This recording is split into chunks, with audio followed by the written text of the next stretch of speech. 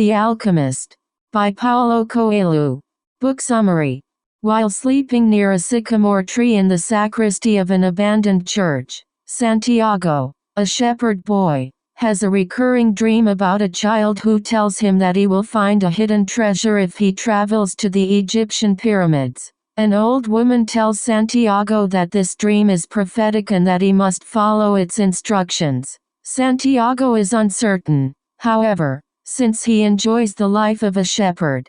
Next, Santiago meets a mysterious old man who seems able to read his mind. This man introduces himself as Melchizedek, or the King of Salem. He tells Santiago about good and bad omens and says that it is the shepherd boy's duty to pursue his personal legend. Melchizedek then gives Santiago 2 stones, Urim and Thummim, with which to interpret omens.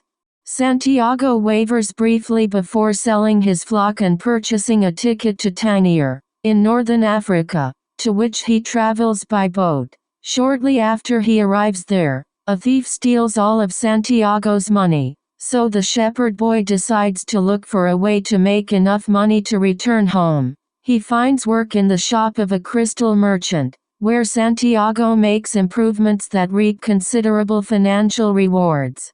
After 11 months of working in the shop, Santiago is unsure of how to proceed. Should he return to Andalusia a rich man and buy more sheep? Or should he cross the vast Sahara in pursuit of the hidden treasure of his dreams? He joins a caravan traveling to Egypt.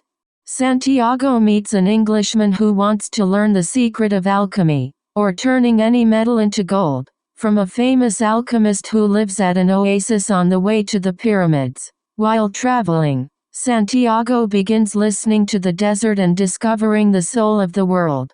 The caravan eventually reaches the oasis, and there Santiago meets an Arab girl named Fatima and falls in love with her instantly. The caravan leader gathers the travelers together and tells them that tribal warfare prevents them from continuing their journey.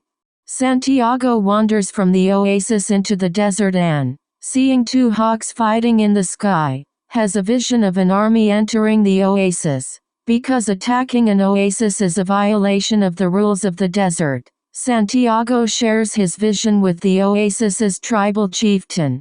Soon afterward, Santiago is confronted by a black-garbed, veiled stranger with a sword, who sits atop a white horse. It is the alchemist. The tribal chieftain arms his men, and they are well prepared when the oasis is indeed invaded.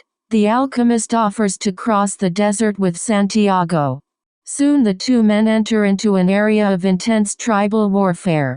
Warriors hold the 2 men captive, but eventually allow them to continue their journey. The alchemist tells Santiago that he needs to return to the oasis, and that the rest of the trip is Santiago's to make alone so that he can claim his personal legend.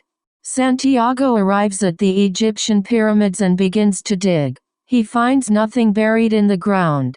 Thieves beat Santiago and rob him of his money. After he tells them of his dream, though, one of the thieves recounts his own dream about a buried treasure in the sacristy of an abandoned church. Returning to Andalusia, Santiago goes back to the church where he dreamed of the treasure near the pyramids. He digs where he slept, beneath a sycamore tree, and there it is, Santiago's treasure.